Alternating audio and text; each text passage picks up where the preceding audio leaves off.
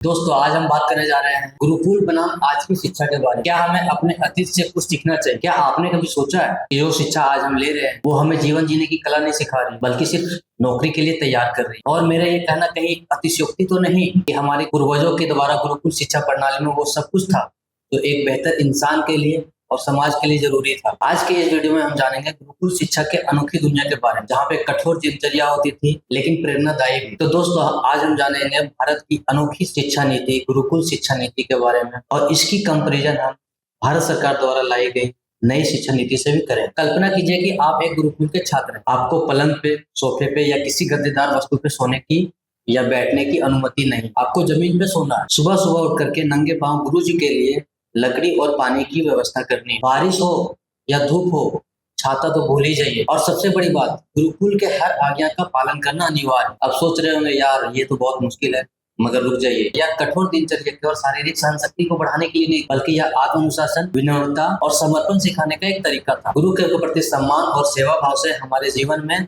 संतुलन और अनुशासन आता है। गुरुकुल में केवल दिमागी ज्ञान नहीं सिखाया जाता था, बल्कि यह भी सिखाया जाता था कि शरीर और मन को कैसे स्वस्थ रखा जाए। हमारे शरीर 5 तत्व से बने होते: पृथ्वी, जल, वायु, अग्नि और आकाश। इनका संतुलन बिगड़ते ही बीमारियां बढ़ने लगती। और सोचिए अगर आप बीमार पड़ गए तो आप पढ़ाई कैसे करेंगे और समाज के लिए काम कैसे आए? तो गुरुकुल में सिखाया जाता था योग, प्राणायाम और ऐसा खान पान जो न केवल हमारे शरीर को मजबूत बनाए रखे बल्कि हमारे दिमाग को भी तेज रखे। अब ये सवाल उठता है कि हमारी गुरुकुल की शिक्षा प्रणाली इतनी बढ़िया थी तो फिर मेघालय की शिक्षा प्रणाली क्यों लागू हुई? असल में 1835 में लॉर्ड मेघालय के द्वारा लाई गई शिक्षा प्रणाली का उद्देश्य था कि नौकरी पेशा जैसे लोगों को तैयार कर, और इसका नतीजा यह हुआ कि पढ़ाई का मतलब हो गया रट लो, नंबर लाओ और नौकरी पाओ। नैतिकता, जीवन कौशल और आत्मनिर्भरता जैसे शब्द गायब ही हो गए। लेकिन गुरुकुल यहाँ जीवन जीने की एक कला सिखाई जाती है। सेवा, नैतिकता और ज्ञान का अद्भुत संगम होता है। और हाँ, वहाँ राजा और आम आदमी में कोई फर्क नहीं होता। लेकिन अच्छी बात यह हुई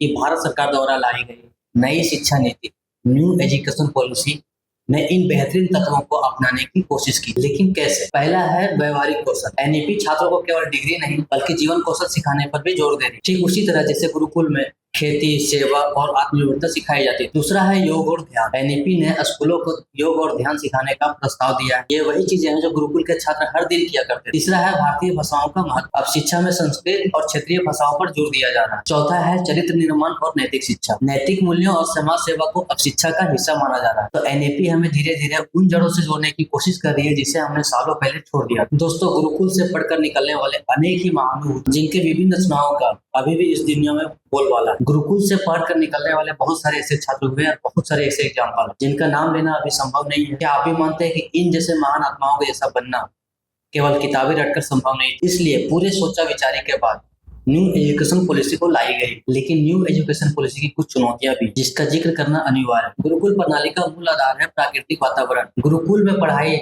पहाड़ों, जंगलों और शांति भरे स्थानों में हुआ करती थी। लेकिन आज के स्कूलों में प्राकृतिक माहौल देने में जगह और संसाधन की कमी आई। आधुनिक शिक्षा में जो इमारतें बनी है वो पूरी तरह से कंक्रीट की जाल है। इसे बदलना आसान नहीं है। आज का समाज अंक और करियर को ही शिक्षा का पर्याय मानता है। जहाँ गुरुकुल प्रणाली का लक्ष्य था नैतिकता, अनुशासन और आत्मनिर्भरता, वहीं पर आज की शिक्षा लक्ष्य है 99% मार्क्स, IIT, एम्स में भर्ती या विदेश में पढ़ाई। जब तक माता पिता और समाज यह नहीं समझेगा कि शिक्षा का उद्देश्य सिर्फ नौकरी पाना नहीं बल्कि जीवन जीने का तरीका सिखाना है, तब तक एनईपी का यह पहलू पूरी तरह से सफल नहीं हो पाएगा। गुरुकुल के गुरु केवल विषयों का जानकार नहीं होते बल्कि वे अपने जीवन और आचरण से भी शिक्षा देते। आज के शिक्षकों को केवल किताबें पढ़ाने की ट्रेनिंग दी जाती, लेकिन एनईपी में गुरुकुल की तरह गुरु को एक शिक्षक बनने के लिए आत्मानुशासन, नैतिकता और व्यवहार कौशल में भी प्रशिक्षित करना होगा। चुनौती यह है कि कौन ऐसे गुरुओं को तैयार करेगा और कितनी जल्दी। गुरुकुल प्रणाली में छात्र और गुरु का व्यक्तिगत संबंध बहुत ही महत्वपूर्ण था, लेकिन आज के समय में शिक्षा ऑनलाइन होती जा रही है। ऐसे में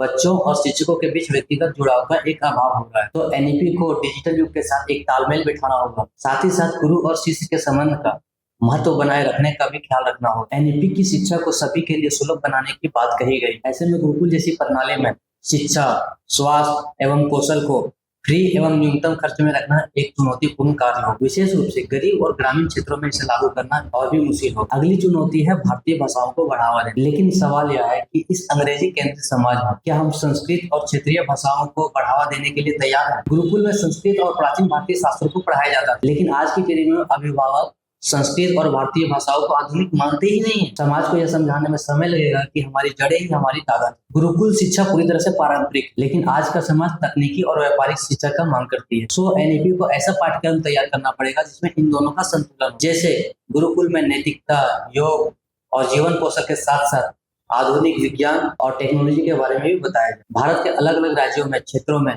अलग अलग प्राथमिकताएं हैं, तो यह सुनिश्चित करना होगा कि एक ही नीति पूरे देश में समान रूप से लागू हो। एनईपी सही दिशा में एक बड़ी कदम, लेकिन इसे सफल बनाने के लिए केवल सरकार ही नहीं बल्कि स्कूल, शिक्षक और सबसे महत्वपूर्ण माता पिता और समाज को भी इस ओर ध्यान देना होगा। हमें अपनी सोच बदलनी होगी कि शिक्षा केवल नौकरी पाने का एक माध्यम नहीं बल्कि इससे ज्यादा जीवन जीने की कला के रूप में देखना होगा। आप सोच रहे होंगे क्या आज भी एक गुरुकुल है? तो जवाब है हाँ। आज भी कई ऐसे संस्थान हैं जो हमारी संस्कृति और संस्कृति को बचाए हुए हैं और हमारी नई पीढ़ी को आत्मनिर्भर और चरित्रवान बना रहे हैं। ये स्क्रीन में दिखाए गए कुछ लिस्ट हैं। तो दोस्तों, गुरुकुल हमें सिखाती है कि असली शिक्षा सिर्फ किताबी ज्ञान नहीं बल्कि जीवन जीने का एक ज्ञान है। अगर यह वीडियो आपको पसंद आया है तो चैनल को लाइक करें, दोस्तों को साथ शेयर करें और चैनल को सब्सक्राइब करना ना भूलें। कमेंट में बताएं कि क्या आप मानते हैं कि गुरुकुल शिक्षा प्रणाली आज की नई शिक्षा प्रणाली का हिस्सा बनना चाहिए। अगली बार मिलते हैं एक दिलचस्प विषय के साथ। तब तक याद रखें, सही शिक्षा सही जीवन की कुंजी है। धन्यवाद।